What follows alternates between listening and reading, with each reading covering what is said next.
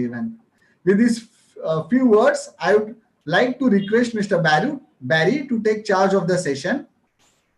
Mr. Barry, over to you. Hello. And sir, before you could proceed, one last request to everyone.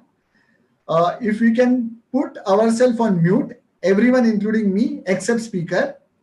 And as far as possible, we can also put our cameras off. Second thing, whatever question answers can be put in the chat box.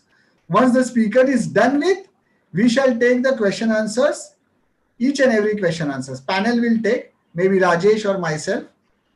So accordingly, again, Mr. Barry, you can take up the session, please. Thank you.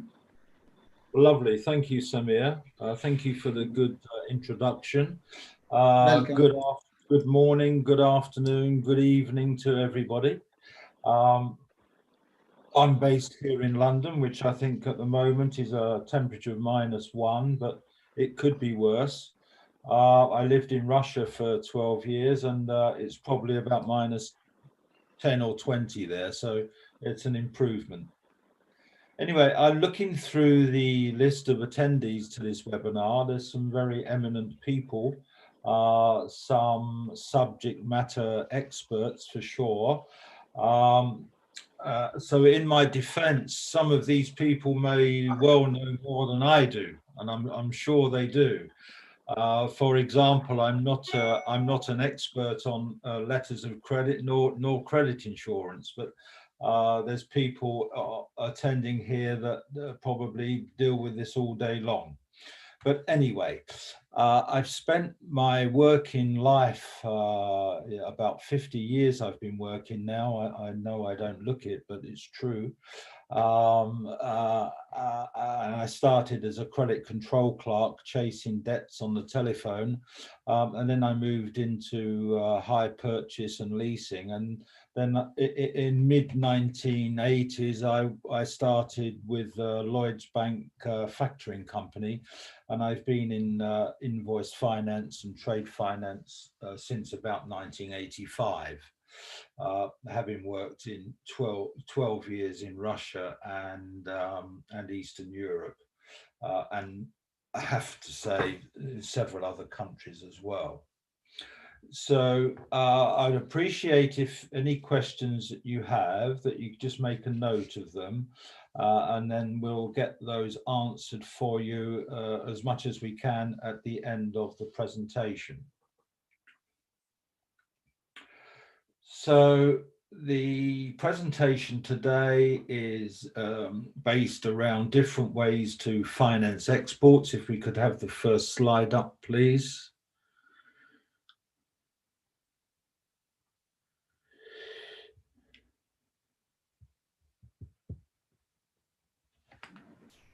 Pinkesh, you're doing it?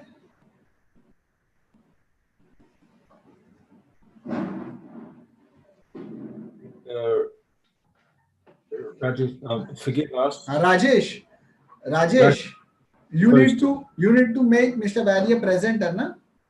Rajesh? Gone to have a cup of tea, I think. Rajesh? Rajesh, could you share this?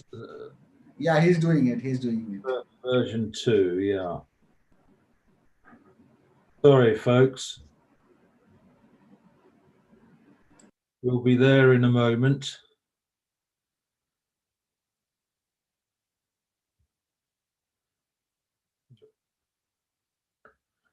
Hello, Rajesh.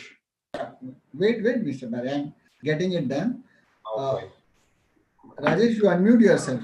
I'm unmuting it myself and I'm starting the PPT. Give me a second.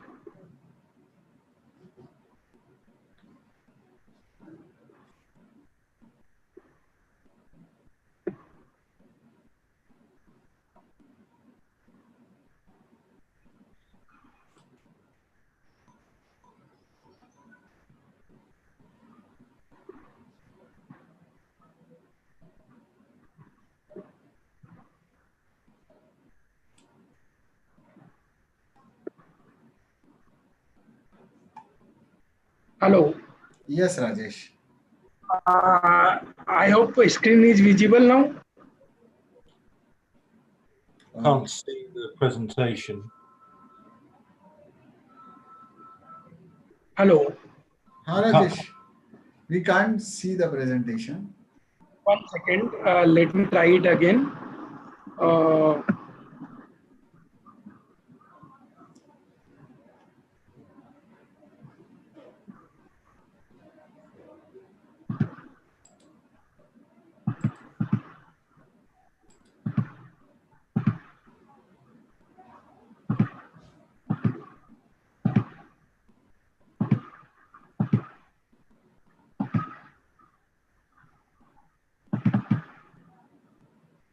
I hope now it is visible. Yes, it is now. It is, yes. It is now. Thank you very Rajesh. Okay. Welcome. So there we are. If you could just go to the next slide, please.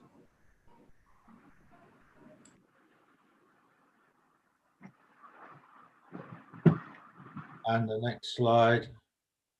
Oh, don't know what's happening. Okay, the one before that slide. No, that's slide number 2. We want.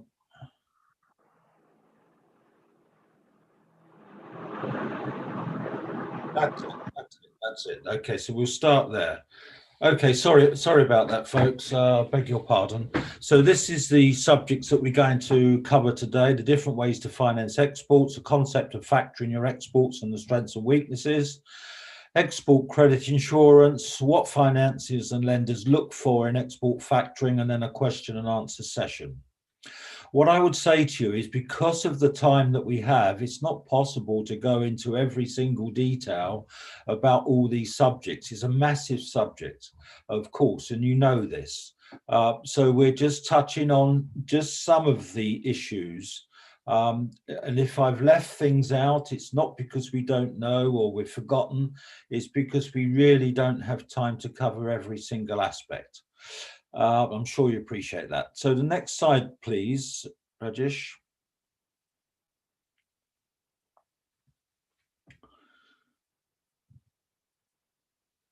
Okay, so here we are. Channels of export finance. Here I've listed most of them. I think we probably have covered most of them. Be interesting to hear if anybody thinks there's anything missing. So letters of credit, cash against documents, cash in advance, open account, trade credit, export factoring through FCI. FCI stands for Factors Chain International. There were 2 factoring chains, but there's only one now because they merged. There was FCI and IFG, International Factors Group, but they merged into one, which I think was on the cards for many years. And it's nice to see that they've merged, because I think together they're stronger, personally. Number 6, export factoring direct, so not using FCI. These slides changed.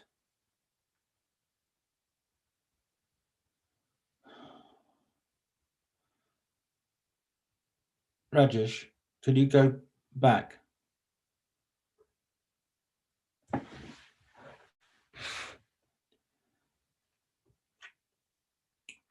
Can you go back, Rajesh?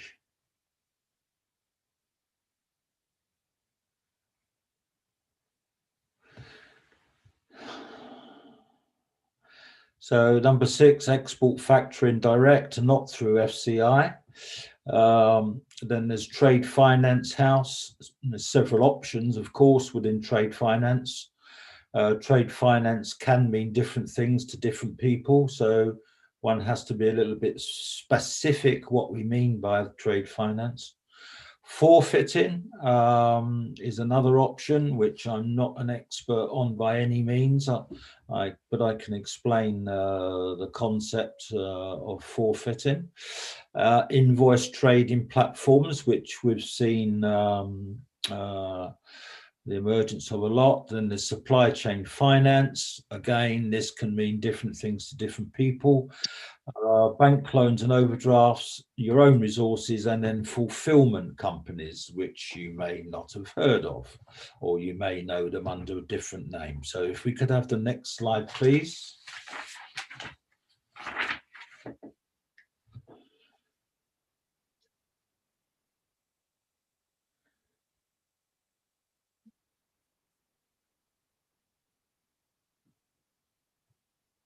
Slide number 4, please.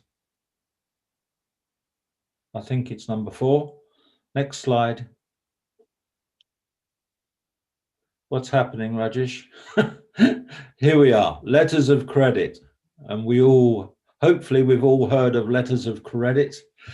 They probably account for the majority of international trade and have done for many years. They're not always everybody's best friend. There are some strengths and weaknesses to letters of credit, just like there are with other methodologies. But I still think that letters of credit account for, I don't know, 80–85% of world trade.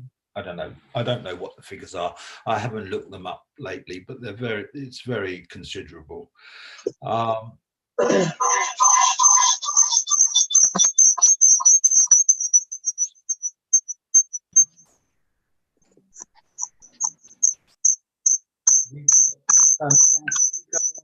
Please.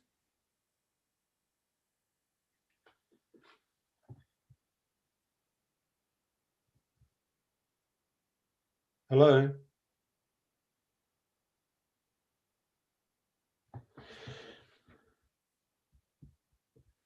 Right. You can proceed, Mr. Barry. Slide is there. Good. Okay. I was just looking at some of the notes that were. Okay. Okay. So there we are. That's some of the advantages and some of the concerns about letters of credit. I am not going to go through all of them because I'll be here all day. But the letter of credit is regarded as one of the safest instruments for exporters getting paid from their buyers and importers overseas. But you need to look at this in more detail if you intend to use letters of credit. But the objective today is really not to go into the big details on this. You can always reach out to me at any time after the presentation, send me an email or get in contact with me, and I would really love to help you on any aspects that I'm talking about in this presentation. Hopefully you will have access to my email address or you know where to get my email address from, but we're really here to help you. That's the purpose of this presentation today, to help you guys.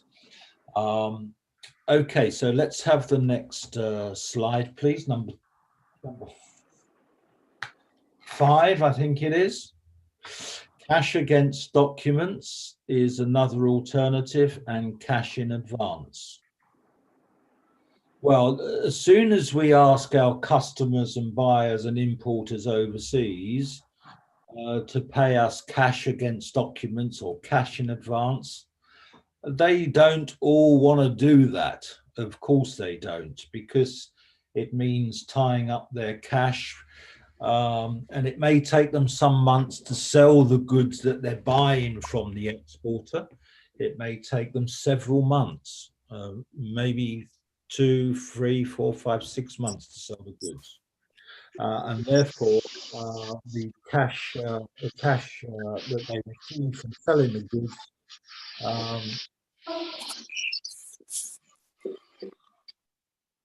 Patata, could you go on mute, please? Okay, so cash against documents means the importer's got to pay you as soon as the goods are landed, or cash in advance maybe before the goods are even landed. So then they have to wait to get the cash back from their customers to sell them. So it's a bit of a negative. Some buyers and importers prefer cash against documents. And of course, some exporters do too, because they may not know the buyer so well. They may not have a very good credit rating.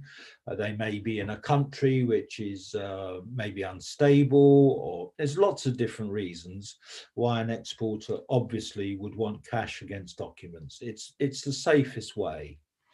But I guess one of the concerns is if the importer buyer doesn't go and collect the documents, then there's an issue there. because and then the transaction won't, then the transaction won't proceed if they don't go to the bank and pick up the documents, or if they don't pay. That's a problem, of course. Okay, so the next slide, please, which is number 5, open account trading. Open account trading. Well, this is commonly used in domestic situations where you've got an Indian supplier selling to an Indian buyer, or a UK buyer selling to a UK seller selling to a UK buyer. Open account trade is usually the way that they conduct business. There's no need to do it any other way because they're in the same country, they know the customer probably, they can go and visit them. All sorts of different reasons why open account trade is used in domestic finance. But as soon as you use it in export finance, then it starts becoming a little bit more risky. The advantages, as I've put there, it's easy and quick, flexible, it's under your control, it's less costly because you're not financing using a financier or a bank, but it's more risky. So you would only really give open account trade credit terms in a cross-border situation where you know the buyer, and maybe you've known him for many, many years, he's paid you, has a great credit history with you, great payment history, and you may want to extend open account terms to him.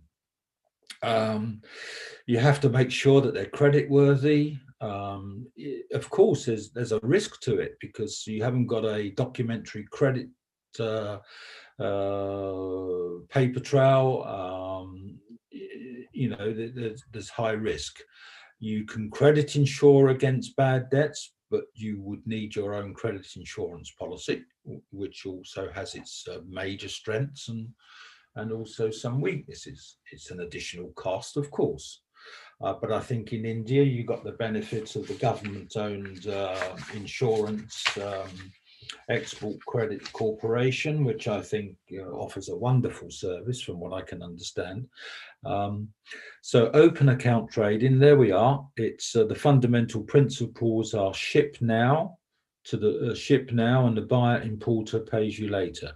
You provide open account trade credit terms of 30, 60, 90, 120 days directly to your overseas buyer and importer. So think carefully. If you're thinking of exporting on open account trade, it can be quite dangerous. So the next slide, please, which I think is number 7, isn't it? Here we are, export factoring through FCI and export factoring direct, not through FCI. Okay, well, the FCI, let's start with FCI first of all. I don't know whether there's any participants from FCI. If there are, then very much welcome. You're doing a fantastic job. FCI has been in place for as long as I can remember. I don't know exactly when it started, but it's certainly been in place all the 35 plus years I've been in invoice finance. And then IFG was another factoring chain, and the two of them merged, I think, a couple of years ago now. So the concept of export factoring through FCI is let's use India, because I think most of the participants are from India.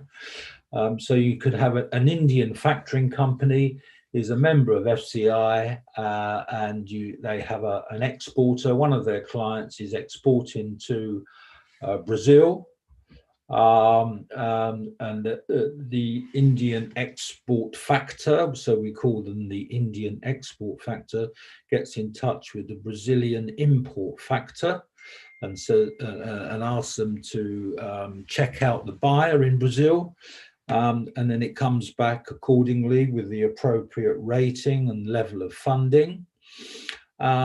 And then the Indian factor finances the invoice in accordance with usual factoring practices, maybe, up to 90% advance. And then you go through all the usual shipping documents and payment agreement and Incoterms and what have you. And then the Brazilian factor collects the payment on behalf of the Indian factor and remits the funds directly back, and the Brazilian factor remits the funds directly back to the Indian factor. In the event of default or the Brazilian importer buyer doesn't pay, usually the Brazilian factor would guarantee payment or provide some level of credit insurance to protect both the Indian factor and the Indian exporter. That's very simply, in principle, how it works. And it works very well.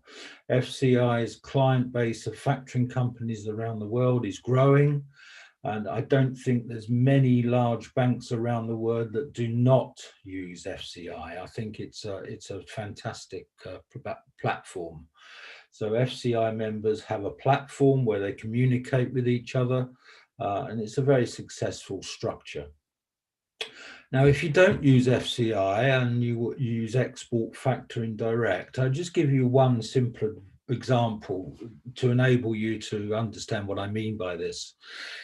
I started my career with a company called Alex Lorry Factors in the UK that had a green clipper as its logo, and it started in business in 1865 as tea importers from China and India. But in the early 60s, factoring came into the UK. It was a new product, and Alex Lorry Factors changed from tea importing to offering factoring. A natural step, huh?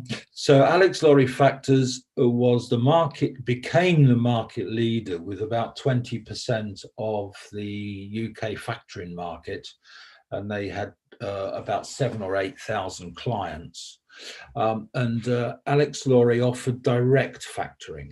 So in the head office of Alex Lorry Factors, international departments, they had people, multilingual skills, people that could speak, most of the languages of the world and most of the main languages of the world.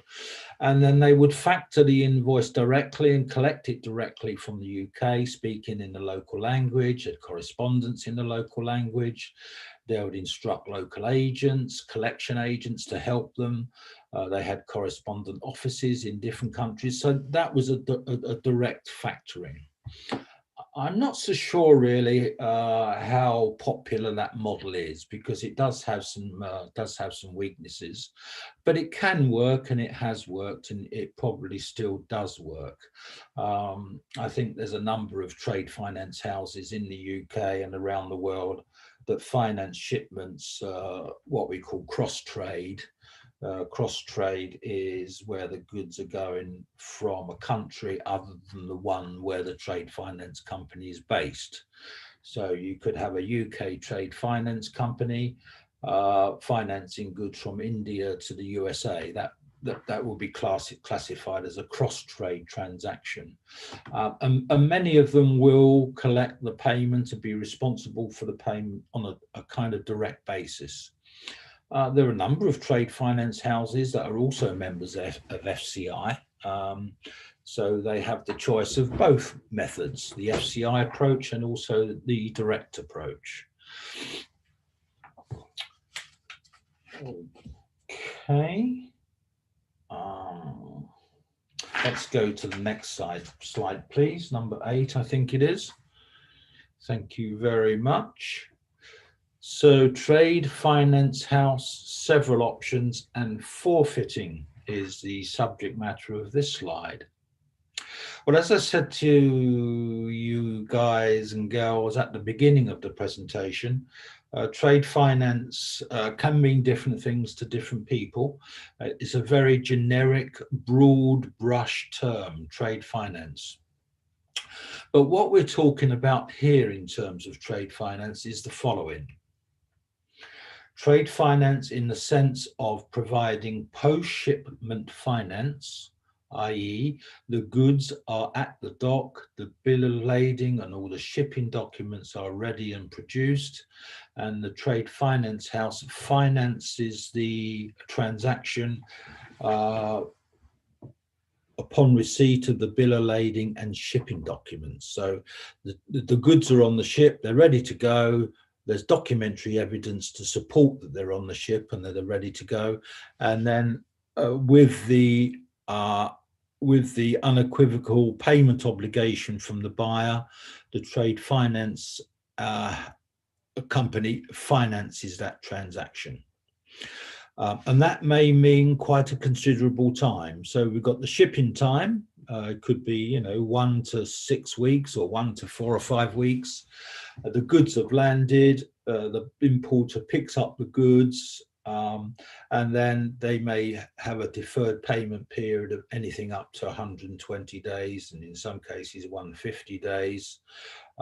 So the transaction could be anything from 30 days up to 180 days, the time that the invoice gets paid back. However, typically, most trades are 90 to 120 days. And you will appreciate that the longer the payment period, the more risk there is of non-payment. I think that's a pretty standard view. So that's what we call post-shipment finance. Pre-shipment finance is another option, and it's sometimes called purchase order finance. Is really a different ball game completely, because what we're talking about here is providing the cash to the exporter, say to buy raw materials or the basic form of goods, and providing finance to enable him to produce the goods, procure the goods, in order to satisfy the purchase order from his overseas importer stroke buyer. So, there's a lot that could happen. If, for example, the work in progress period is 3 months, during 3 months, God knows what could happen. I mean, who would think back in February and March of this year that we would have the situation we did? And if someone started making some goods in January ready to be shipped in April, and then the pandemic hits, suddenly it's mayhem, and maybe the exporter can't finish the goods, and then we run into all sorts of complications and defaults and God knows what. And I'm sure that must have happened many, many times. So pre-shipment finance is much more risky. For me, and it's not always the case, pre-shipment finance should only be provided upon an equivocal payment obligation from a buyer. But there are people that don't do that. They see the purchase order, maybe the buyer will pay a 20 or 30% deposit. The trade finance house may pay a contribution to this. Some trade finance houses ask for a standby letter of credit to secure the funding that they've made. So again, this is quite a complex subject, pre-shipment finance. Post-shipment finance is a lot easier. It's quite straightforward, not without risks and not without many variables. But pre-shipment finance is something that if you prefer, if you need to have some further information on that, please contact me directly and I can provide you as much guidance as my experience will allow me to give you. Forfeiting is the next subject issue on forfeiting. As I was willing to admit at the beginning, of this presentation, I'm not an expert on forfeiting. So forgive me if some of the things I say are not quite right. I'd rather be perfectly frank and honest with you. Forfeiting, as I understand it, is usually used for higher value transactions. And usually longer term transactions. So if you've got a $50,000 export transaction over 90 days, you probably wouldn't use forfeiting for that, because forfeiting is more complicated. The forfeiting transaction ends up as a promissory note bill of exchange debt, and these are tradable instruments, and usually it's over a duration of 1 to 3 years, typically for capital goods. So that's really about the extent of my knowledge. But I'm always here if you need some help and guidance on forfeiting. The important thing is, if you don't know something yourself, you know where to go to get the answers if you do. And I certainly do know where to get the answers. So hopefully that's been of some help to you. The next slide, please. Which is invoice trading, platforms and supply chain finance. Two very, very big subjects. Not to say that all the others aren't as well. As I explained to you, these are big subjects and there's lots of information, and it's not possible to cover them, cover all the issues on every single product line.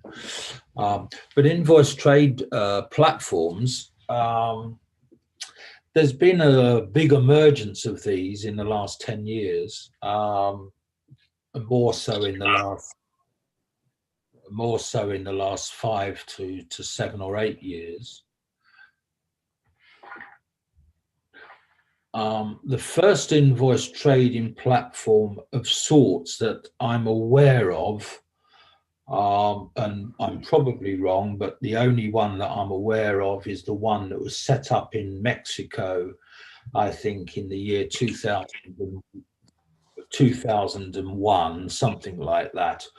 It's still going today, and I think it was set up by the Mexican government, and it's called nafin.com, NAFIN.com.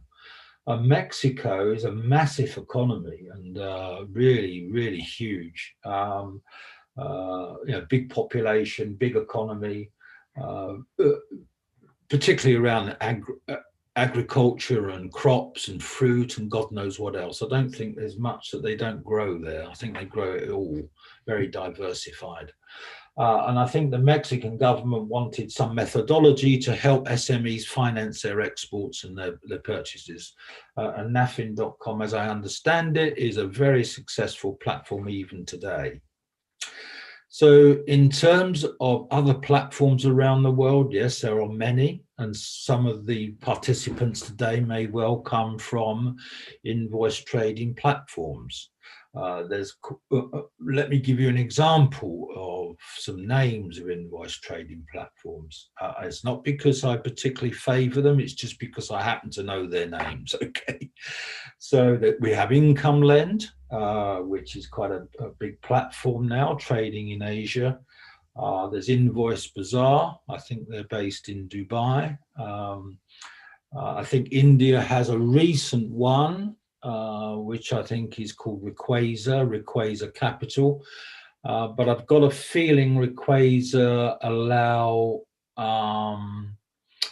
trade finance houses and factoring companies to buy the debts rather than private investors financing the debts. Because the model on invoice trading platforms is, where do they get the money from to finance the invoices? Well, there's a whole myriad of places, and some of them may cover them all, and some of them may only cover some of them. So they get their money from private high net worth people that want a better return than their bank gives them, because banks are giving, what, in the UK, 0.1%, 1/10 of 1%. I mean, nobody's going to get rich on that. So some people invest in invoice trading platforms a little bit like they do on crowdfunding. Institutional investors get involved with invoice trading platforms, trade finance houses and banks and others. So that's where the money comes from to trade the invoices. And like everything else in the commercial world, there's small players of invoice trading platforms that there's one in the Baltic countries where you can finance a £5,000 invoice, right up to the big players. And who are they? People like Prime Revenue, and others like that, where they are big ticket, high value trades, invoice trades, which really is only attracted to institutional investors. I think it's fair to say that most of them are on an credit insured basis, although they all aren't by any means. And the return on investment that you can get from these trading platforms is probably 4 or 5%, up to 12, 15, 16, 17%, depending on the size and the risk and the geography. But before you invest in any of these trading platforms, you need to do a proper due diligence. And I do provide that service to anybody.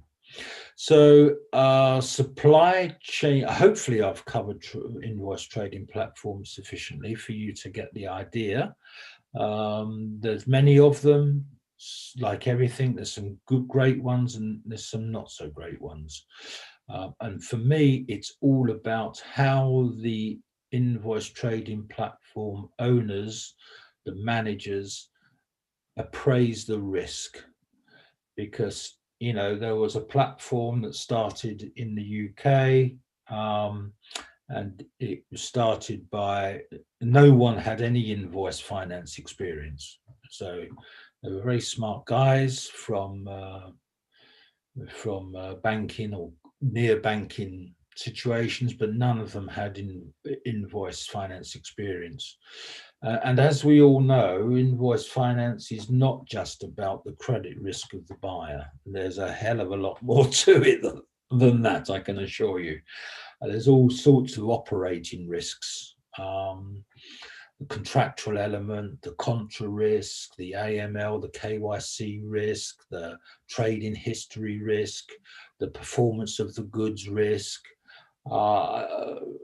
There's a whole number of different risks, and it's very easy to lose money if you don't pay proper attention. And some of these early invoice trading companies with no invoice finance experience were subject to some very large frauds. Unfortunately, I never like to see anyone be subject to a fraud. Okay, so let's move on to supply chain finance. Again, this is a very broad brush term, in my opinion, can mean different things to different people. I'm not a great lover of terms, but you have to start somewhere. So I've used the term supply chain finance. And what do I mean by supply chain finance in this regard today? Some call it reverse factoring. So as you know, the majority of factoring over the years, 80, 90% in fact, has always been aimed at the seller, which is traditional factoring aimed at the exporter. Supply chain finance or reverse factoring, it's marketed to the buyer. So you give the buyer a credit line based upon their balance sheet worth, and then it gives them the resources to buy goods from the exporter. So and what you typically have are supply chain finance programs. So a program can be set up, or a facility or a program can be set up for a buyer. The financier appraises the credit risk, of course they do. They look at where they're buying the goods, and they put a program in place based upon the risk appetite for that buyer. And then you invite suppliers to come onto the program, and the supplier is able to upload their invoice onto the supply chain finance program and get immediate payments if they want it. They don't necessarily have to draw down the payment. And the cost of these programs it can be set up in a myriad of different ways. The buyer can pay for the financing, or the supplier can pay, or it can be split between the buyer and the supplier. But a lot of supermarkets, all the big supermarkets, have supply chain finance programs. They wouldn't, I don't think they would exist without them, because it's such a complex issue. Managing, can you imagine a big supermarket like Sainsbury's or Tesco's that we have here in the UK? They have, I don't know, probably hundreds of thousands of suppliers. And all these suppliers, some of them are going to be massive suppliers, some of them are going to be very, very small. So to enable the supply chain and the procurement of goods to be more easily made, the supermarkets set up a supply chain finance program. They invite all their suppliers to participate. It gives the supplier the ability to get immediate cash as soon as the goods are delivered to the supermarket's warehouse.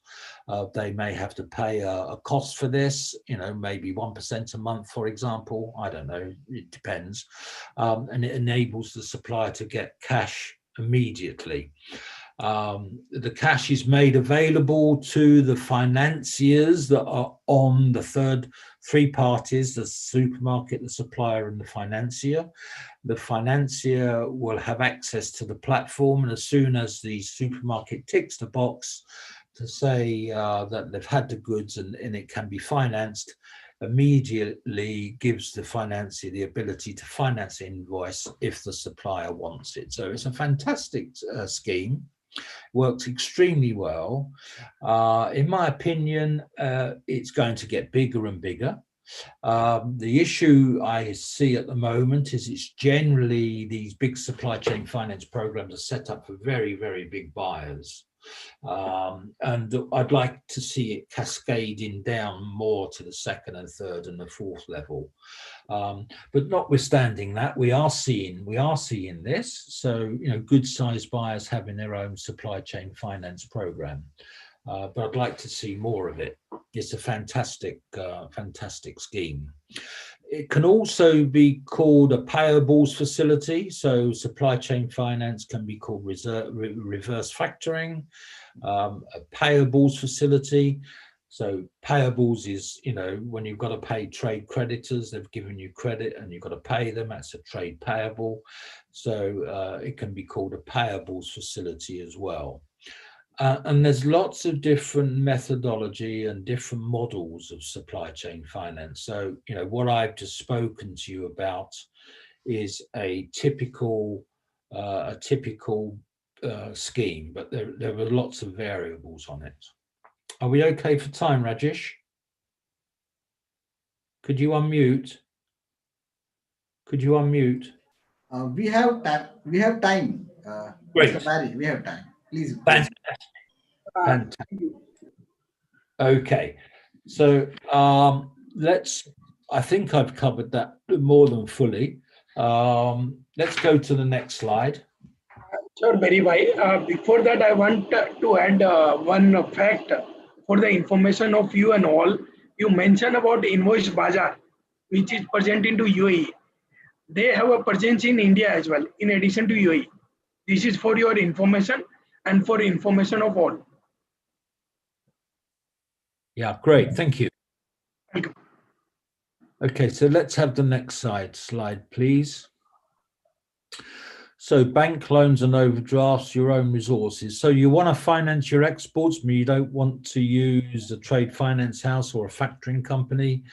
Your bank, they've given you a decent credit line, or you've got masses of your own capital which you've accrued over many years. You may have retained your profits in the balance sheet, and your liquidity is good.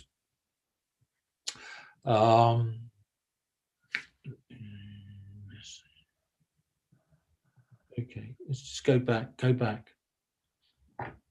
The slides changed. Okay, so you finance your exports using your own resources or those of the bank. So it gives you a lot of freedom to trade with people who you like, or who rather.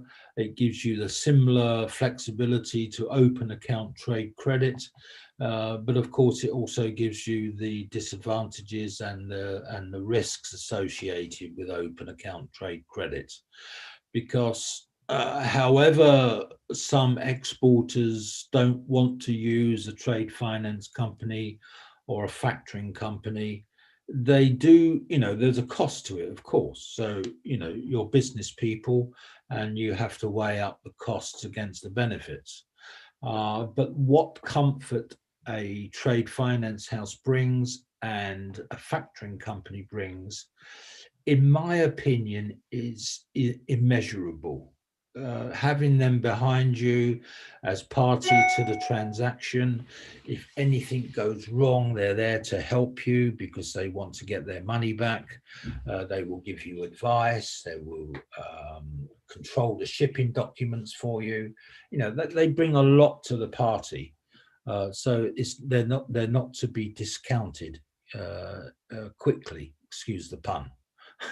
So there we are. So let's have the next slide, please, which is fulfillment. And it's not a term that fulfillment isn't a term that everyone will know. And what do I mean by fulfillment is obviously clearly written there. It's where you have what you can sell to a buyer in terms of credit and the amount of goods really depends on their credibility. Of course it does. If you're selling goods from India to Marks and Spencer's in the UK, the risk is pretty AA rated or AAA. I don't know quite what they are, but the credit risk is fantastic. But that we don't all have M&S as buyers, and some of the buyers can be very small, even to the extent that it's a small business operating from someone's home who's selling their products very successfully on Amazon, for example. But they don't have the resources. They have a good margin, a good product. They could be native Indian people, for example, living in the UK. They have loads of contacts in India. They know the spices market or the clothing market. They know the products and they bring them into the UK and they sell them on Amazon. But they don't have the resources. So a fulfillment company can buy the goods from the exporter. He can store the goods in a UK warehouse. And then he can sell them to the importer as and when the importer needs them. So on a cash just-in-time delivery basis. And there's a growing massive ecosystem around Amazon. Of course there is, because it's one of the biggest retailers in the world, and there's lots of suppliers that supply to them. Some of them are massive suppliers and some of them are small. So fulfillment can be used for a whole different manner of importers, not just the example I gave relative to a 1 or 2 man person trading from home. There could be some with 1 or 2, 3 million turnover that may only been going 1 or 2 years. And they don't have a big balance sheet. Fulfillment can serve the purpose there. It's a wonderful solution. And we have a new entrant in the UK, which is of Indian origins. It's called Tuning Bill, TUNINGBILL, tuningbill.com. They've just started trading, and they're working with Indian exporters, selling to importers in Europe, the UK and USA. If you need a referral to them, very happy to help you. They are one of my clients, so forgive the plug. But it's a fantastic proposition. And I think India has a large one too, fulfillment house, which I think specializes only in metals.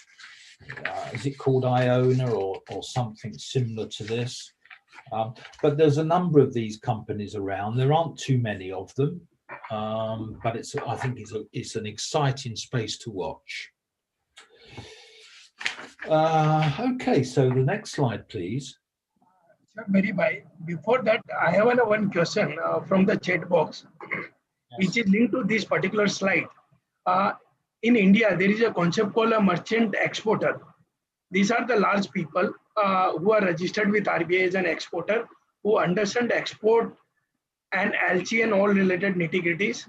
So smaller manufacturers sell their goods to the large exporters who are pure merchant exporter, trader, and they export outside India.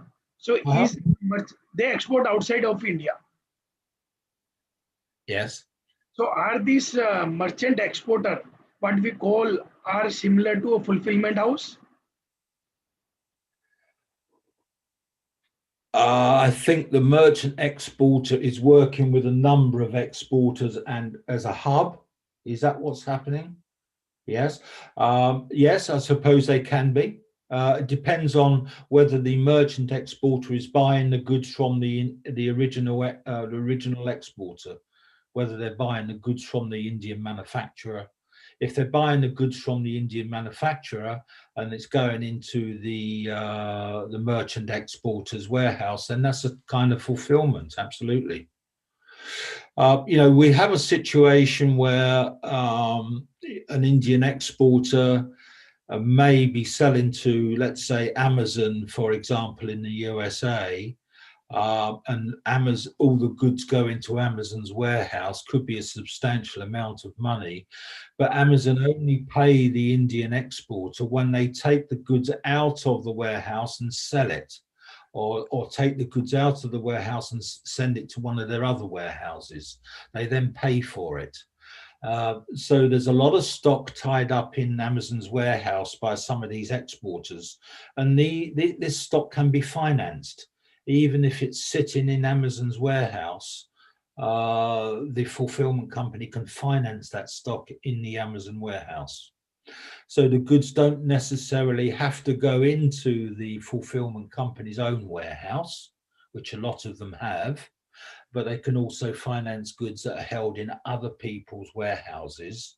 Obviously, there's a documentary flow to be had in terms of covering the goods against loss, insurance, or fire, that the goods are held in trust. There's lots of issues around it, but it's a very successful business model, in my opinion.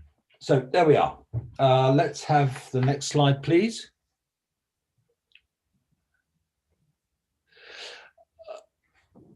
Thank you. All I would say as a general comment across all these products is that, I've sold factoring and trade finance, for many years, as you can gather, not always in a sales role, but,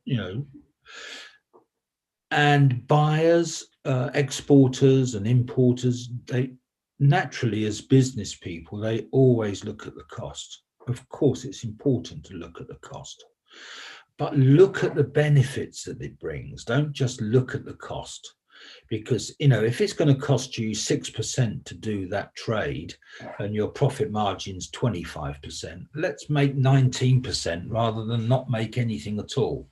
So the finance makes the deal possible. And just don't concentrate on the annual interest rate. And they may say, it's 14% per annum or 12% per annum, which is, 1.1, 1.2% a month. And if it's a 90-day trade, it's going to cost you 3.6%. Yeah, it's 3.6%. But if you've got a good margin in it and you're doing your job properly, the 3.6% really, in my opinion, is insignificant because it enables you to do the trade. I've always got rather frustrated about that point when people talk about annual costs. Just bring it down to earth and apply it to the trade in hand, and you can see the economies really stack up properly. So here we are, the concept of factoring your exports, the strengths and weaknesses of export factoring. Wow, what a subject, huh? That's a really big subject. Now, what's this arrow for, Rajesh?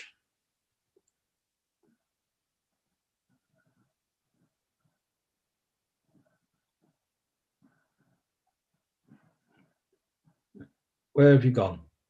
You've moved the slide. Could we go back? Okay, I just wondered what the arrow was for. Okay, the concept of factoring your exports.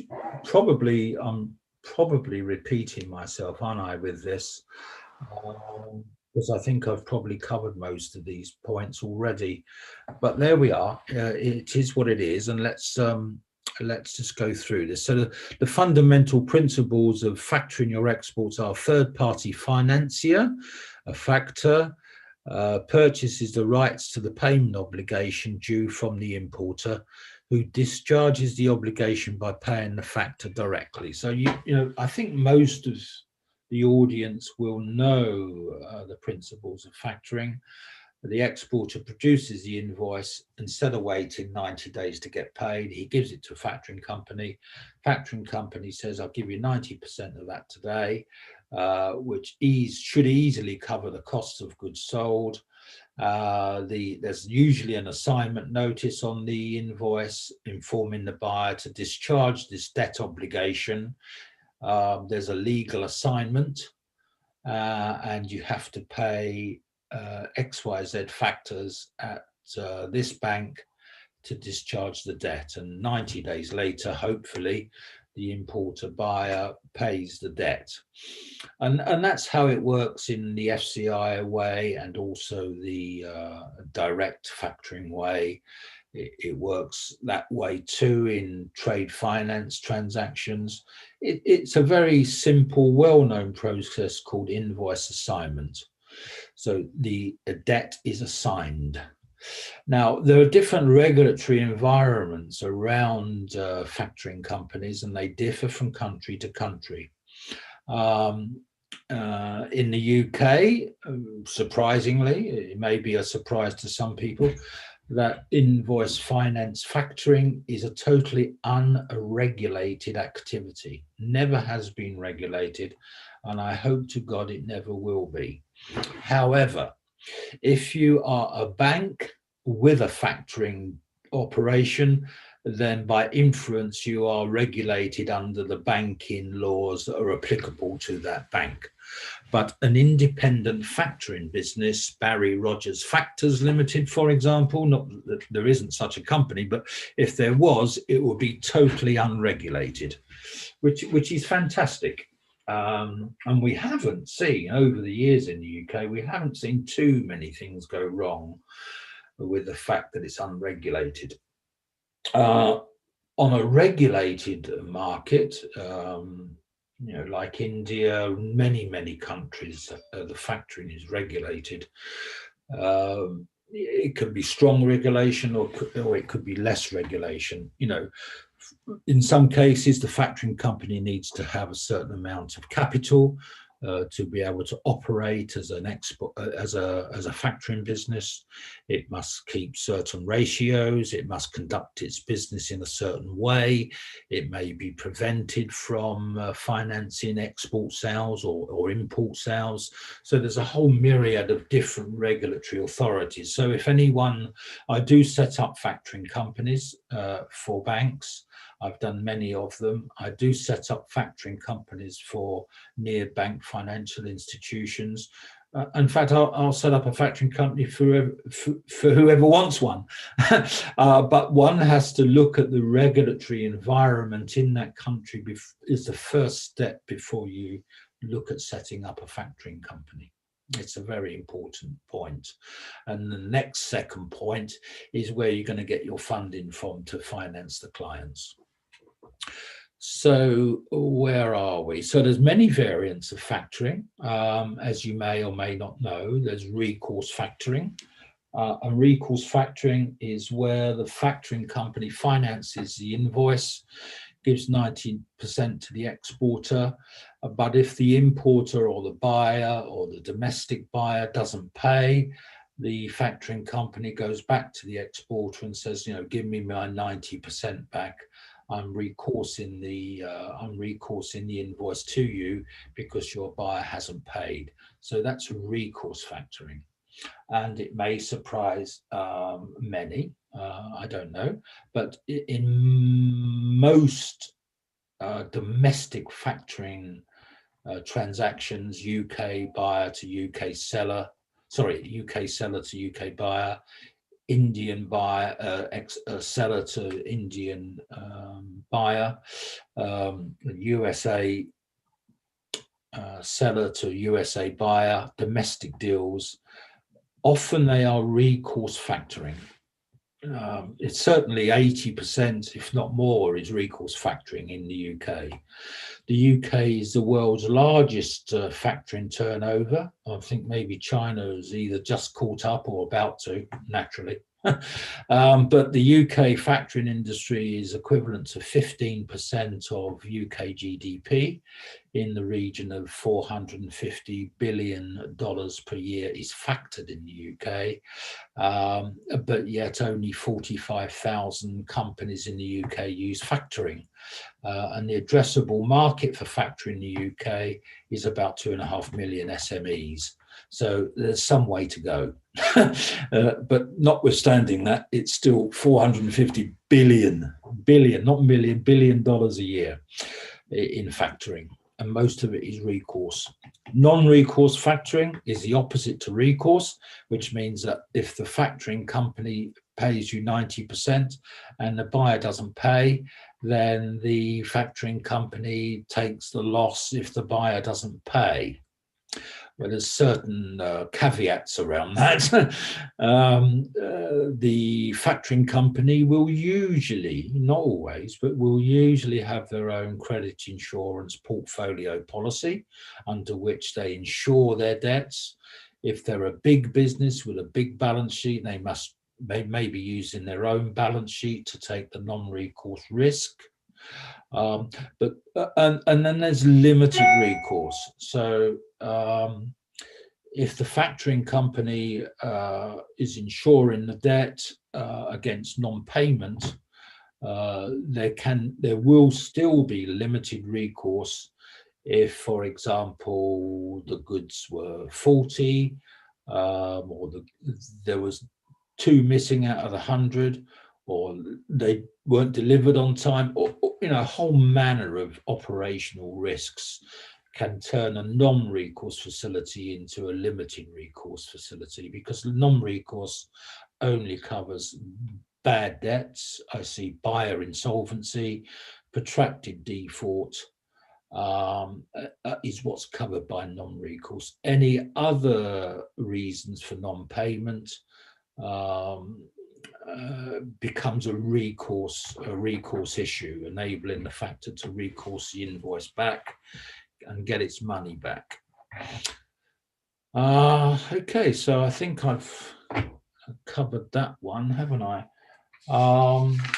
And the next slide, please, which is export credit insurance. Before that, I want to add one fact for everyone. India has a concept called Hundi discounting, bill discounting. Hundi, bill of exchange discounting. I think this concept is more than 100 to 100 years old, very popular in a textile market of Bombay. And it's almost equal to factoring only. Oh, okay. Bill of exchange discounting, yeah? Yes, bill of exchange, and domestically it is called Hundi discounting. It's called what? Hundi, bill, which is equal to bill of exchange. Ah, okay. Well, everyone hopefully knows what a bill of exchange is. In the UK, we have the Bill of Exchange Act, 1880 or something, can't remember exactly, but a bill of exchange is as hopefully everyone knows, but if they don't know, a bill of exchange is a promissory note. And a promissory note is where the debtor signs a document to say that I owe you this money. That's all a bill of exchange is. But what it does is, rather than trade with someone and give them credit on an open account basis, for example, or without any documentation, you can use a bill of exchange. In fact, factoring companies and trade finance houses use bills of exchange very often. They're very popular because it ties down the payment obligation.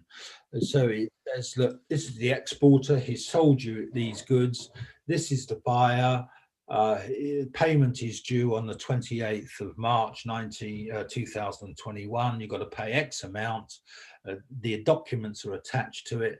Both the exporter signs it and the importer, the buyer, signs it. And it's a legally enforceable instrument at which you can sue upon. And they can be what we call avalized. You can have an avalized bill of exchange, which is kind of guaranteed by the bank. So it's a very interesting instrument. And whilst it's been, you know, around for several hundred years, as Rajesh says, it's still a very, very popular and fantastic document. It really is. So there's a big market for bill of exchange discounting. You know, it's a promissory note. It could be a rated paper, a rated bill of exchange, and you can go to the market and someone say, look, you know, this bill of exchange is for $128,000. If you want the money today, I'll give you 100,000 for it. So they're discounting it. At the face value of the bill is discounted, and there's a very strong market. And you should look at it in the same way of bonds.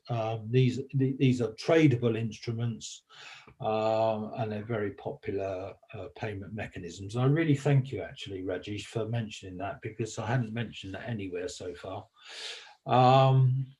So in addition to the variants that I've put, recourse factoring, non-recourse factoring, limited recourse factoring, Rajesh reminded me the other day, he said, Barry, isn't there undisclosed and disclosed as well? And I said, yes, there is. So you could have a disclosed recourse facility, a disclosed non-recourse facility. You could have an undisclosed non-recourse facility. You could have an undisclosed recourse facility. And all it means is that undisclosed and disclosed means, is the buyer aware that the invoice has been assigned to a factoring company? Now, in the UK, you don't usually, and maybe someone knows better than I do, you don't usually have undisclosed in export cross-border transactions. I know you can do, of course, but the majority of cross-border trade is on a disclosed basis. It's usually all non-recourse and disclosed. Non-disclosed invoice finance is usually used in domestic situations where there may be some sensitivity either by the buyers or the sellers that they don't want someone to know that they're factoring their invoices. So that's that one. Let's move to the next slide, which is export credit insurance. And I know that we have some very eminent people on this webinar. From some large insurance companies, including ECGC, I believe, are participating. So I better be careful what I say. And if I get this wrong, please let me know, but don't tell anybody. Okay. So, pardon? Since you acknowledge, let me welcome Mr. R. Mahalingam, AGM from ECGC. They are providing export credit insurance into India, and they are largest from India. Yes. So, good evening and welcome, Mr. Mahalingam.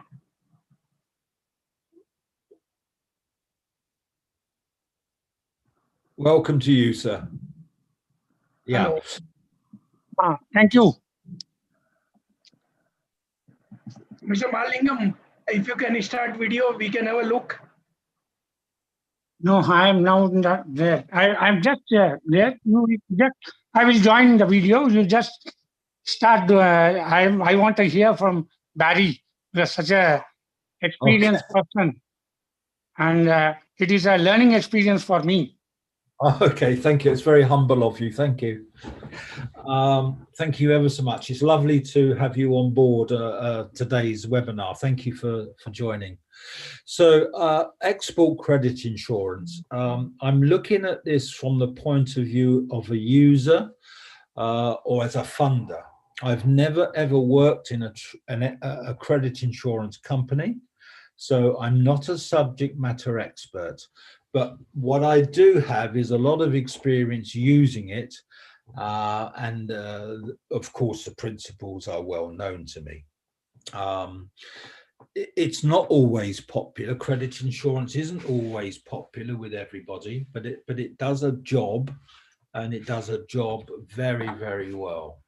So the principles of credit insurance, if you're not already aware, is the credit insurance company will provide the exporter who has a payment obligation from a buyer under short-term credit arrangements.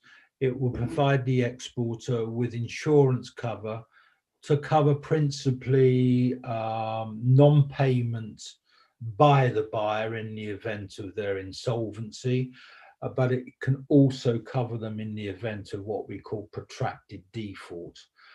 And of course, every insurance policy will have its own definition of these. Protracted default is probably where the invoice is 60 to 90 days past the due date. And then one can put a claim in to the insurance company under protracted default. So it covers bad debts basically and protracted default. It gives the exporter fantastic cover, and I'm almost certain that probably more than 60 or 70% of trades that are financed by factoring companies or trade finance companies, and to that matter by banks and private debt funds, are all credit insured. And I think without credit insurance, I think it would make the world a whole lot more difficult. So I'm a great believer in credit insurance. Yes, like everything else, you know, there are critics of credit insurance. They call them fair weather friends, give you an umbrella when the sun's shining. And what do they mean by that? It means that, you know, they'll give you cover on the companies that you don't really need cover on. Yeah, of course, there may be some truth in that, but they also give you some cover on the ones that you do want cover on. And if they didn't do that, they wouldn't exist. So they've probably had a horrid time during this COVID pandemic. And, you know, their exposures to claims and payouts in the last 9 months is probably unprecedented, I would imagine. I don't have any exact figures.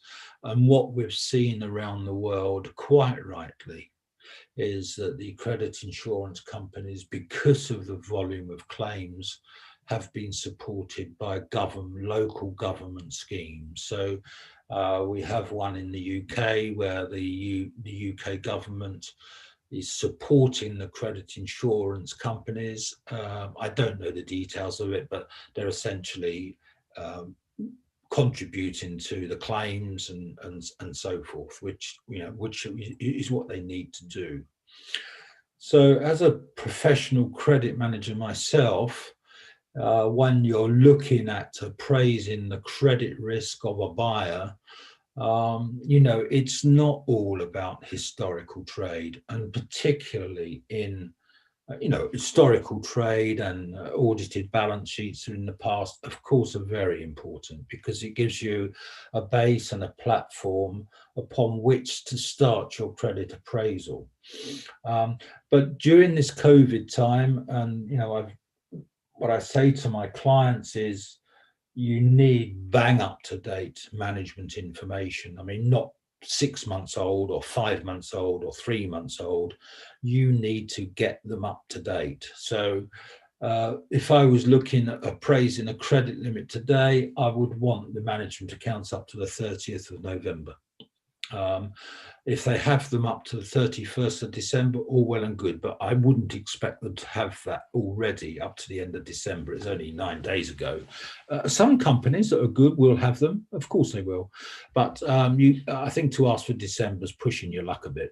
So, you know, you need up-to-date trading figures. And of course, you have to be prepared to look at something for trading in 2020 that is off the Richter scale compared to historical trading. So you therefore need some decent projections. You know, what are the projections like during COVID? You know, it's not post-COVID because we're still in this pandemic. It's still very much alive. And in the UK, where we're talking about this, some movement of people, restrictions even to next winter. So one has to look at the current trading levels and understand from the buyer, the creditor, what their plan is, what their strategy is for overcoming COVID, what they've done, what they're doing, really get a big understanding, because there's not been a time in my career in working 50 years in credit where there's been such a threat to the credibility of businesses. You know, you could have a customer, a buyer that you've known for 5 years, that you've been trading with for all that time, that has been paying you on time, fantastic credit record. You know his wife, his dog, the cat, you know everything about their business and you trust him. Well, unfortunately, that doesn't mean anything now. There is some value to be had from that, but you've really got to look at the credibility of buyers and your debtors really as if you don't know them, because it's a clean sheet situation, because COVID's wiped out any confidence in that business. It's changed the business probably beyond recognition, if they're still existing. So credit insurance is a fantastic thing to have, and I've listed here some of the advantages and concerns. I'm not going to go through them all. Majority of credit insurance, I'm not so sure about ECGC. I don't know their offer in full, but most of big insurance companies, and there's 5 or 6 big ones, most of their business is done, I think it's done on what we call a whole turnover policy, where the seller has to put all their credit business through the policy. You can buy a one-off policy cover for maybe a big transaction and a single risk cover. But anyway, I'm a great believer in credit insurance. It really does make the world go round. So I think, if I'm not mistaken, we've come to the end of this presentation. And I'd be very happy to take any questions.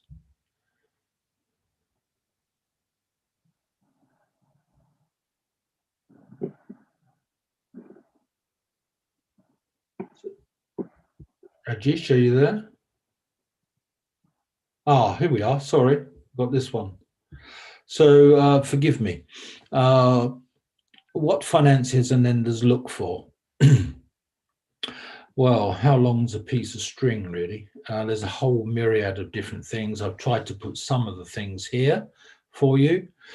For me, as a trade financier looking at financing a transaction, let's say a post-shipment transaction or a factoring transaction, the trading history between the exporter and the importer, for me, is a critical piece of information. I think it's proven that the propensity for fraud and things going wrong are much more prevalent in new relationships. So let's have the trading history, 12 months, how many successful trades have been paid, and you've been paid late, etc., etc. It's very important, is trading history. Is credit insurance available? Is there an FX risk? If so, how much is that risk? If it's a big transaction, do I need to hedge against the risk? There's transit and shipping risks, shipping document compliance, local compliance for exporters and importers, because every country has its own import and export documentation and requirements. Contractual obligations.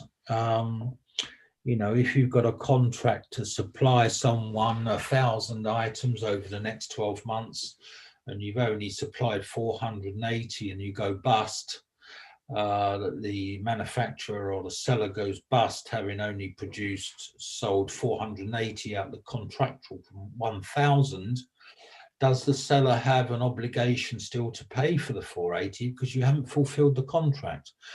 He may well have an obligation to pay, but is he going to have a set-off claim for you not fulfilling the contract? Because he could say, look, my buyers, you let my buyers down now, I can't supply my buyers are very unhappy, they're claiming against me, therefore I'm not paying in full what I owe you because you haven't fulfilled the contract.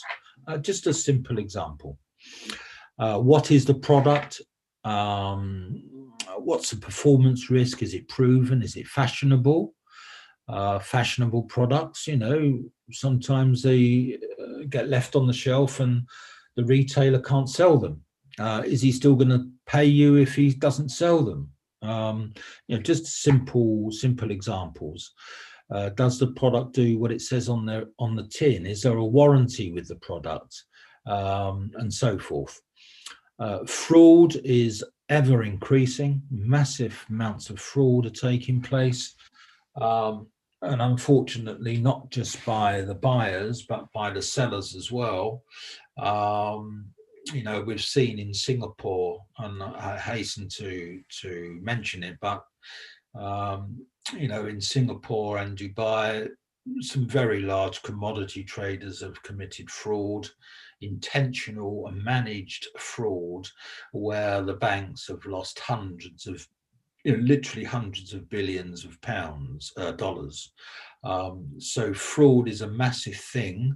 And from a lender's point of view, you just assume that the worst case scenario, if you're lending money, just assume the worst case scenario. What can go wrong? What haven't I checked? What could happen with X, Y, and Z? And just make sure you've got all these risk issues covered off properly. So you can never 100% manage the risk, but it's just a case of diminishing it, leaving as little as possible that could go wrong. So, if you're secured on stock, if you're secured on inventory, and that's your prime asset, of course, you need to go and look at it every so often, and in my book, you need to go and look at it once every 2 or 3 months. But there should be perpetual stock records and APIs where you can hook into a client's accounting system. So, as I said, there's not just credit risk, there's operational risk and other sorts of risks. Compliance, licensing, regulatory requirements, which I touched on earlier. The buyer's bank, if it's confirmed LC, who's the bank, financial strength, size, history, and the people of the exporter to fulfill the importer's order. So if you've got an exporter that's turning over $1 million a year and suddenly it gets an order for 500,000, or does it have the capability to fulfill that order? And these are on this slide some of the considerations, not all, of what lenders look for. Okay, so Rajesh.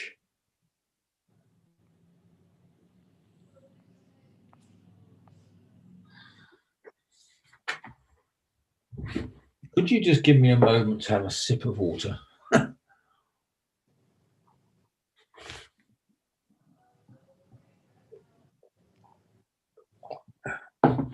What time did we actually start? I can't remember.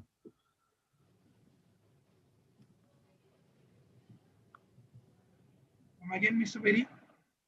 Okay, so I'm ready to take any questions. If there are any, hopefully there are.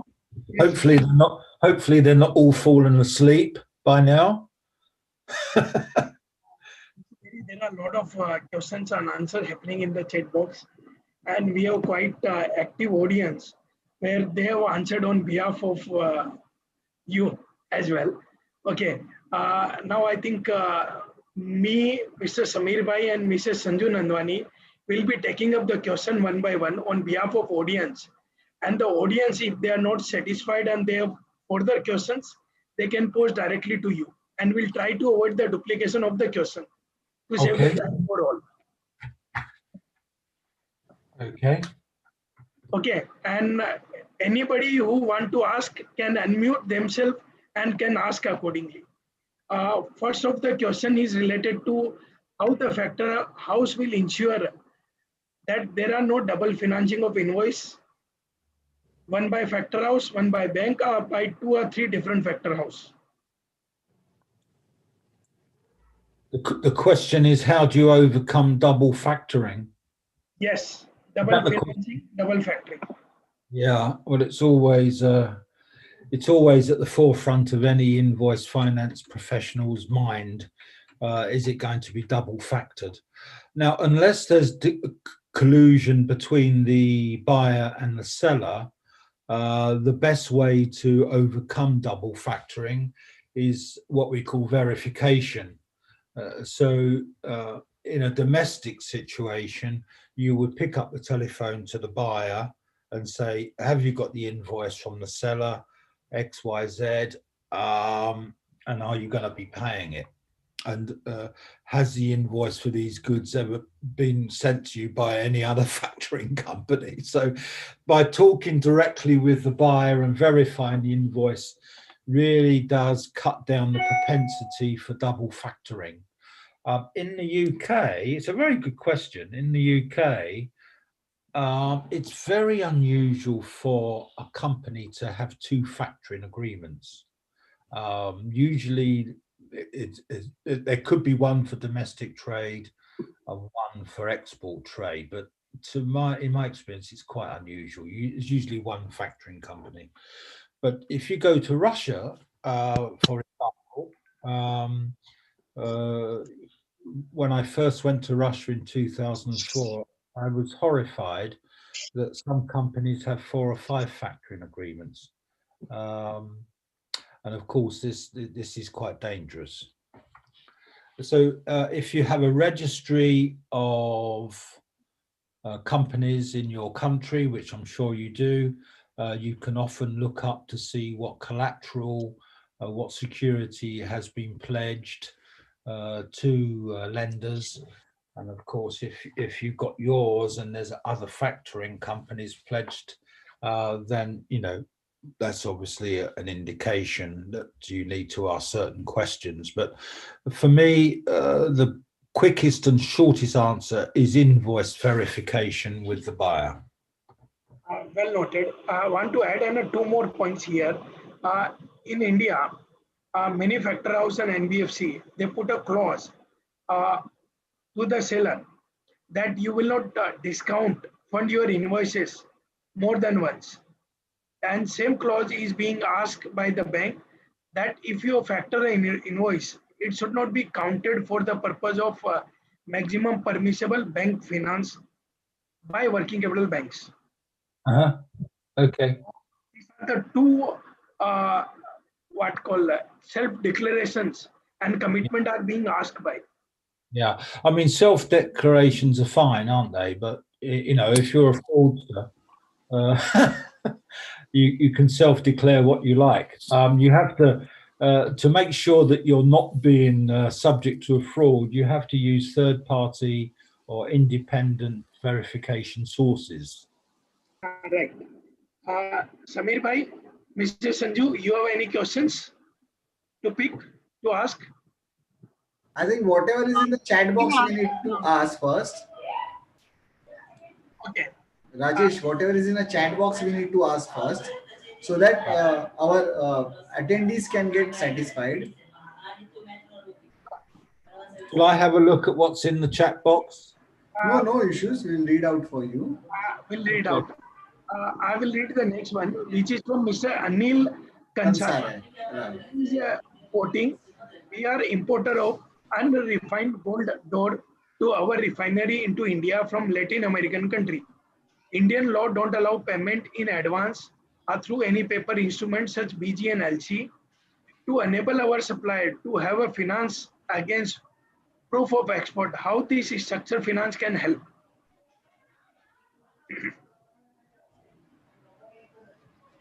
Can you unmute yourself? No, I'm on mute already.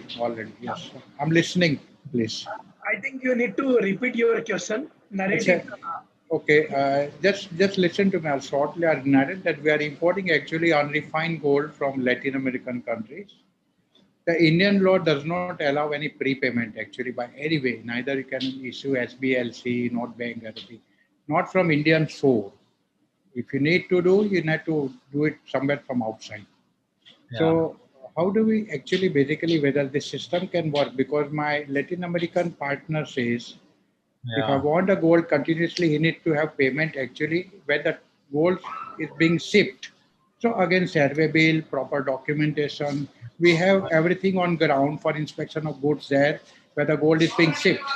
So there is no question of any sort of a fraud happening or nothing. Everything, both sides are secured. In fact, we have been paying them regularly. Yeah. But this is where I think probably the factoring can help. And I can tell my supplier in Latin American country that this is the way I think probably the transaction can happen every week without any problem. And we don't require much credit actually. As soon as the gold actually reaches to our refinery, we immediately make payment based on the custom clearance documents. So that's a very automatic process. Yes. Yeah.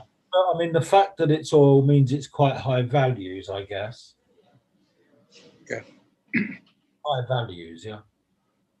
Yeah, I'm listening, sir. Yeah. Yeah, I'm asking you a question. It's high values, yeah? It's obviously high values, yeah? Yes. It is going to be something like, because even in today, just 1 million. I don't know the intricacies of that particular government law and restraint, but is it a possible way around it of using a local funder in North America? Is that a way around it? And the local firm in North America, that is a supplier to us. He can, I think probably what he wants from us is some sort of an SBLC, which I cannot issue from India. No, but what I'm saying to you is that because obviously you're based in India, is it possible that we could use a funder in North America to provide this facility for you? Yeah, that is what we are looking at, that an overseas company, such as your company, which your company. Yeah, there are ways around this. I need to know the specific details. So let's take that offline and we can exchange emails and the conversation. Definitely. But it's doable, I know. Yeah, it's doable. Yeah, it's doable. Everything's doable. It's just finding the way around it. And both companies have all that K1C, KYC, DNB report, everything is available. So both are reputed companies, so there's nothing to actually, for the factoring company, nothing to worry about us. Let's take it offline. Thank you. Before we could take the question from the chat box, Mr. Mahalingam ji has raised his hand. Does he has any query, Mr. Mahalingam ji? No, I did not have query. I'm trying to answer the person who was talking about the gold one. He is having as far as my knowledge is, there are two options are there, as he has asked for it. Number one option, there is a buyer supply line of credit can be given by Exim Bank, which can be backed by ECC for the whatever the gold import, what he is doing into the refinery. Number two, you can look for some of the factoring companies who can do the reverse factoring, which is now more popular in India, where many of the countries, Latin American countries can, factoring companies are there who can do a reverse factoring mechanism, as Barry has told, supply chain mechanism. Probably we have to look into it how far the total business will be there. May not be a country from Latin American, maybe willing it. A country from nearby USA or anybody else will be willing, because many of the European countries are now into India to do a reverse factoring mechanism by supplying, by financing the buyers in that country, particularly in Spain and Italy. So you can just find out that one first option, or second option, you can go to Exim Bank where they will do a buyer's line of credit with a backing of credit insurance cover from ECGC, which can be worked out for him, seeing the total number of volume available there. Fantastic, very useful. Thank you. That's really helpful. Thank you. So, Anil, that's a good option.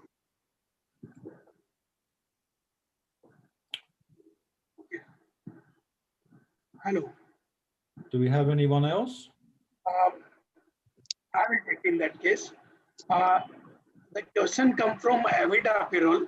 Name is not there. We are already availing working capital limit in India from a local bank. Can we still enter into a factoring agreement? That question was answered, it's been answered next by the next person. I mean, someone has given a response. You need to assign that factor. So that basically.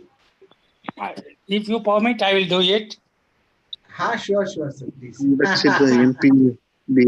India, when any bank gives a packing credit finance, necessarily you have to submit the bill to the bank for liquidating the packing credit. So by availing a packing credit from a bank and availing a factoring facility from a factoring company may not be allowed by the bank. Even if it is so, they cannot assign it to the bank, because a factoring company which finances, they will get the money and they are financing it. They will take away their charges, interest, everything. And when something goes wrong or then money gets received, that will not be passed on to the Indian banks. So if the client has availed a packing credit, then he has to necessarily submit the bill. Then if he submits a bill to some other factoring company, it becomes a violation of the FEMA regulations. So it may not be submitted. True. So packing credit limit has to be converted into FDBP. Into a post-shipment, post-shipment finance to that extent. True. That only it.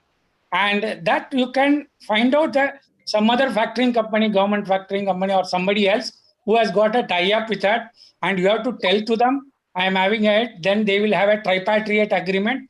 Then only you can go for a factoring it. True. Right. Because banks also provide you 90% finance under the total bill.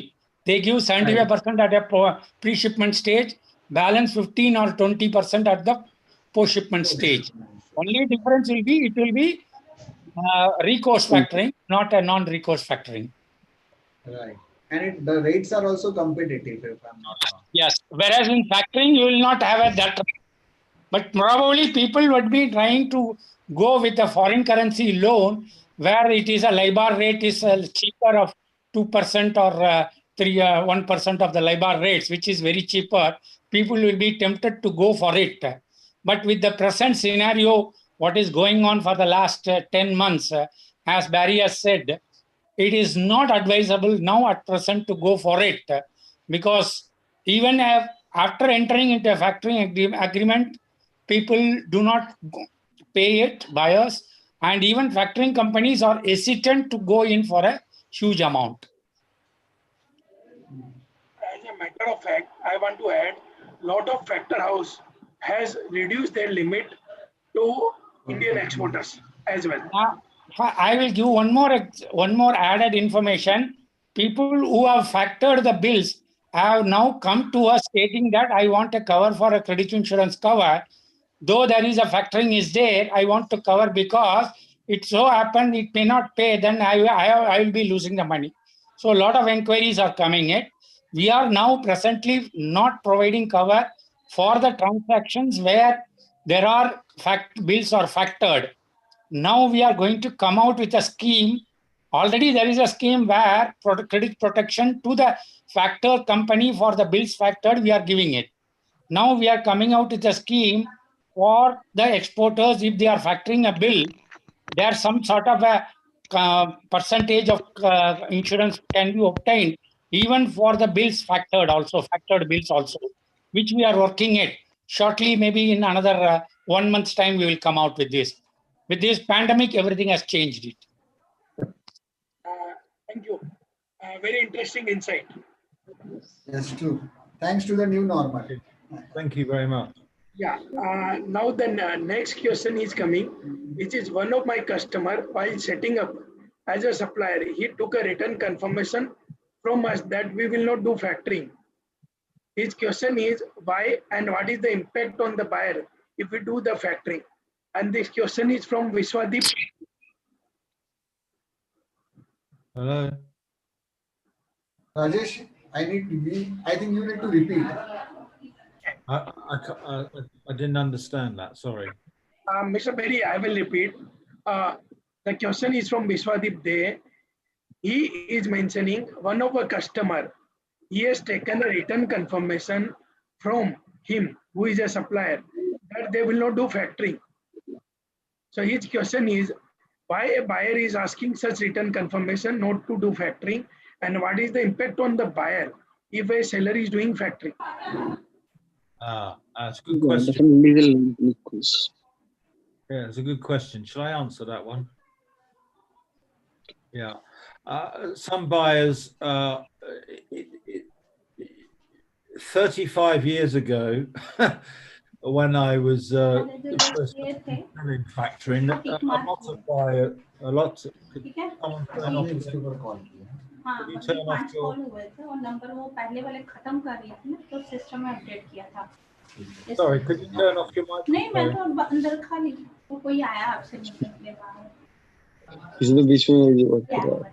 I think Sanju madam ka mic is on.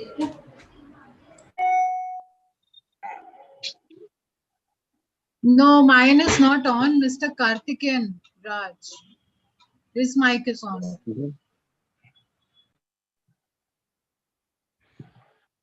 Okay, shall I continue? Yes, Mr. Berry. Yeah. Okay. Well, there's several issues on this question. Is some buyers don't like to factor their invoices.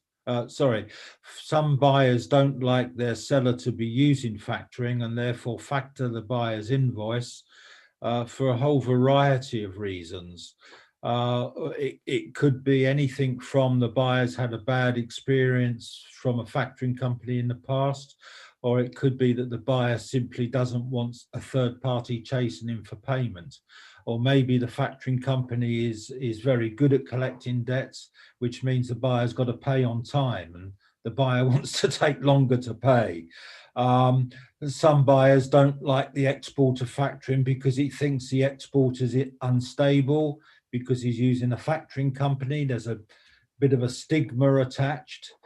These issues are there in the marketplace, and they used to be very prevalent, 35, 40 years ago when I first started in factoring.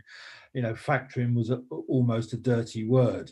But as the years have gone by, factoring has become a standard cash flow instrument to which buyers and sellers get a lot of benefit.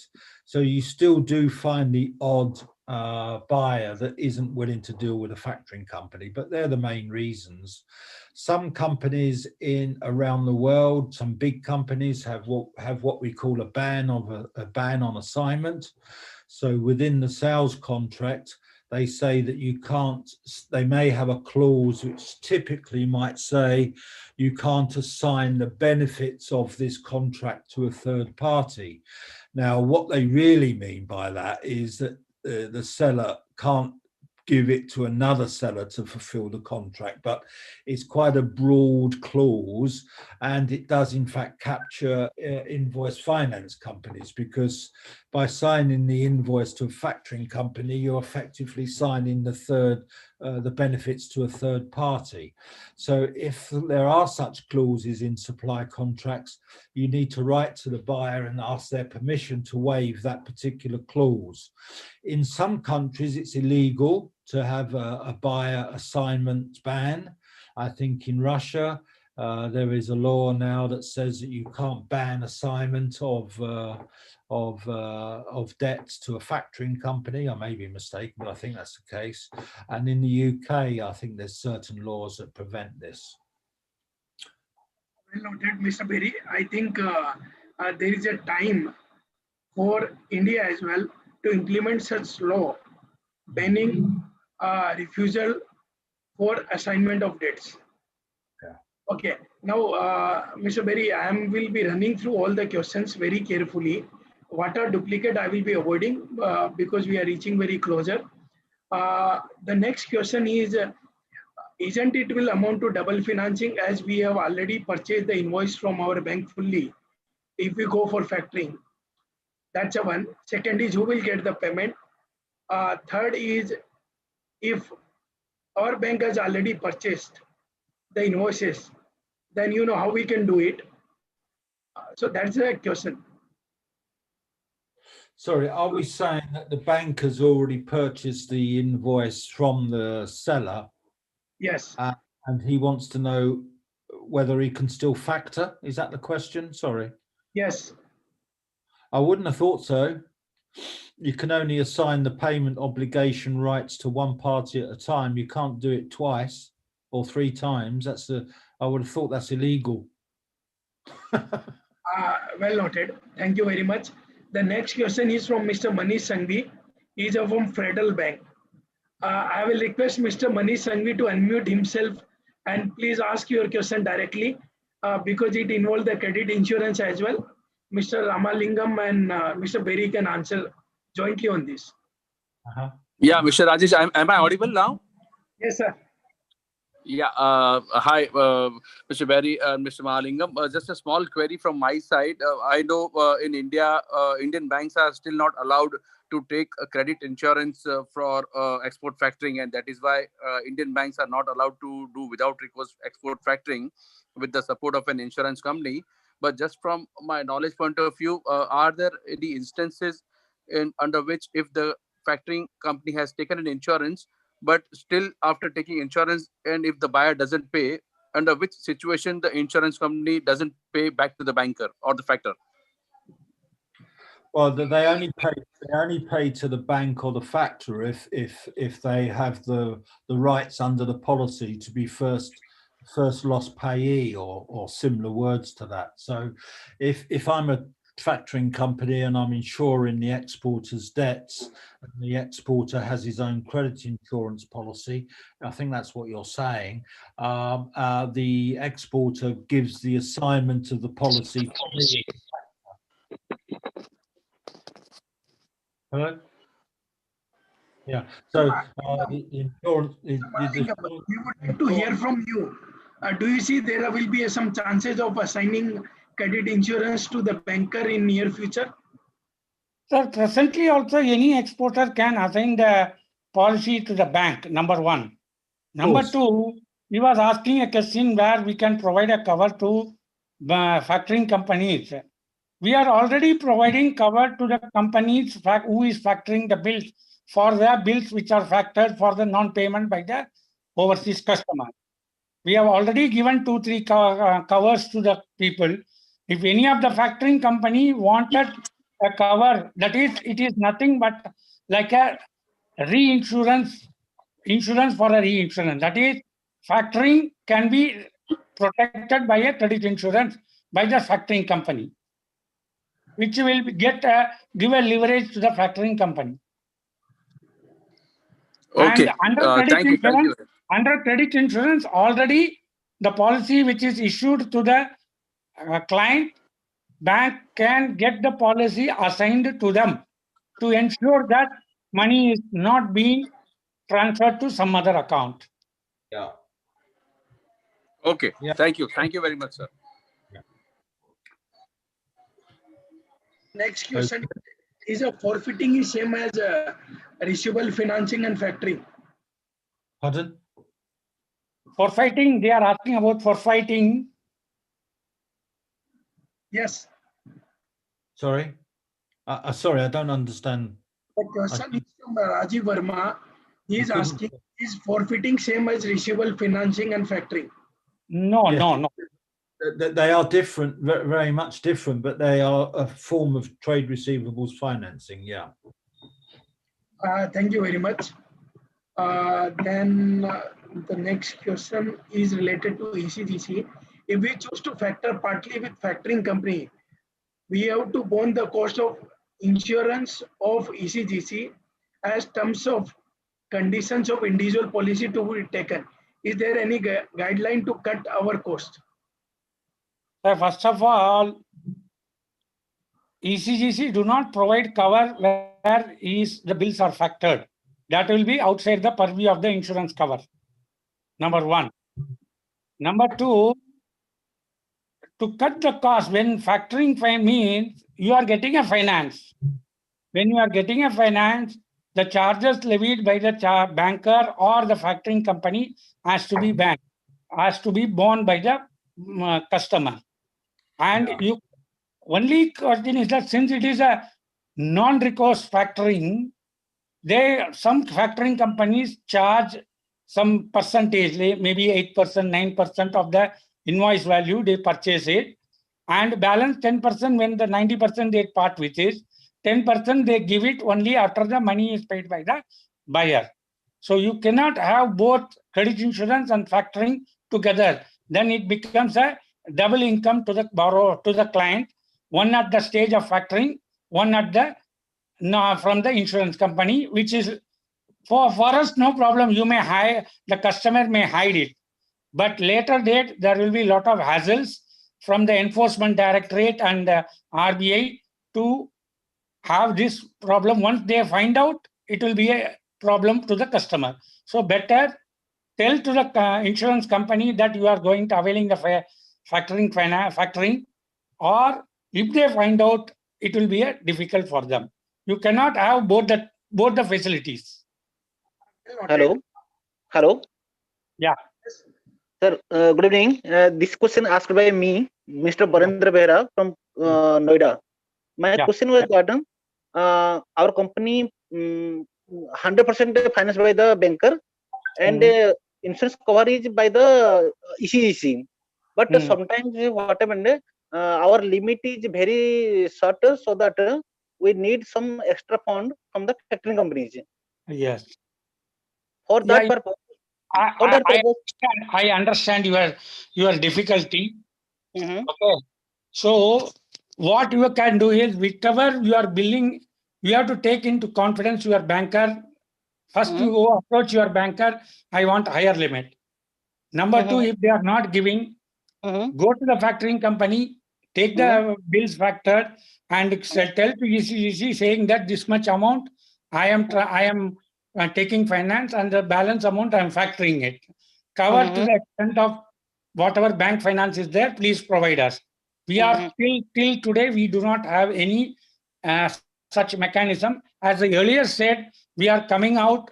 There are a lot of queries and requests has come from the exporters community. We are considering it.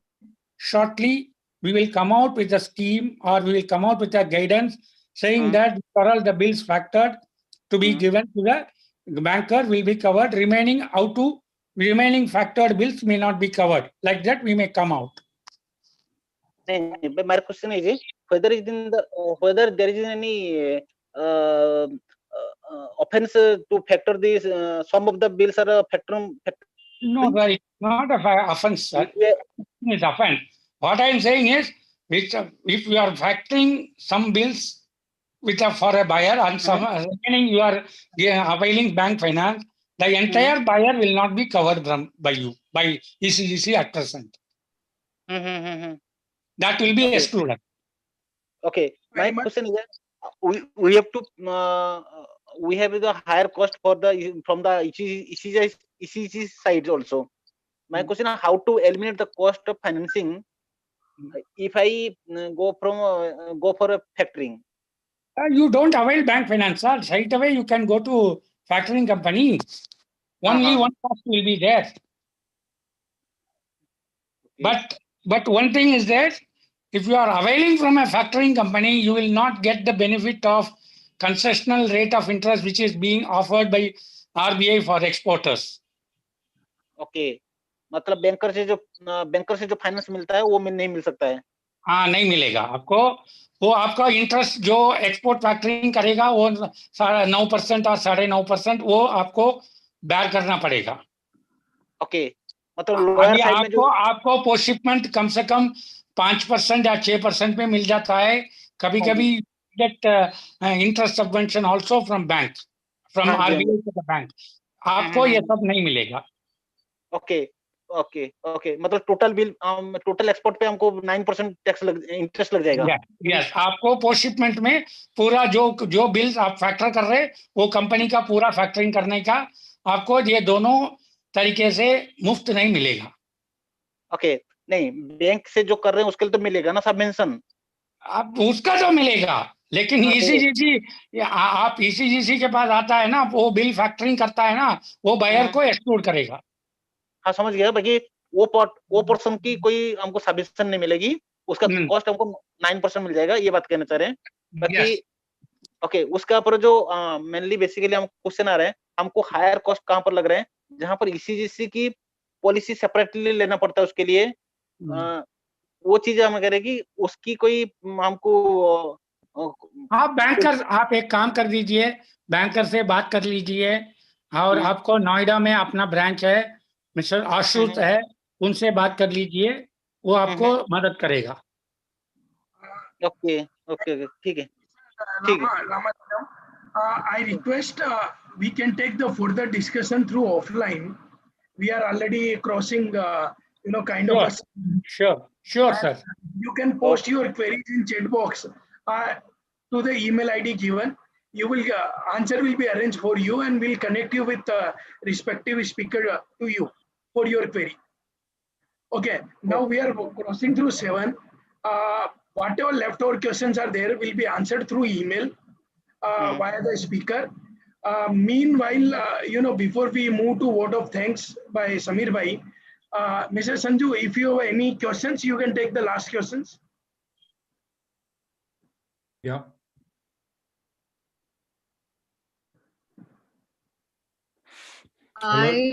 I guess I'm not I'm the panelist, and the queries are coming directly to you. I'm not able to view them. Not a problem. I do not have any queries. Well noted. Thank you very much. Since we have passed through 7, Samir Bhai. Yes, I am well there. I am listening to the experts. Silent spectator. That's it. Tell me, Rajesh. Out of the time, so I just thought I will remind you. You take the vote of thanks and closing ceremony for this session. Yeah, sure, but I think we are yet to see some messages in chat box. That is what I was waiting for. But anyways, due to shortage of time, we can wind up. Should we? Yes, sir. Yeah. Okay. Okay. Thank you very much to the speaker of the day, Mr. Barry. Of course, we had another interactive speaker in form of Mr. Mahalingam ji. Thank you to him as well and the panelist. And more importantly, thank you to the attendees as well for patience hearing. Friends, we have seen in exports, Mr. Barry said, longer the payment period, higher is the risk. And so we have discussed various ways of financing the exports. We saw the strength and weaknesses of export factoring. Of course, each aspect is very deep and it has to be studied in depth. But due to shortage of time, we just took the smaller and shorter views. We cannot manage the risk, as Barry said, 100%, but we can certainly mitigate the risk with the help of experts like Mr. Barry.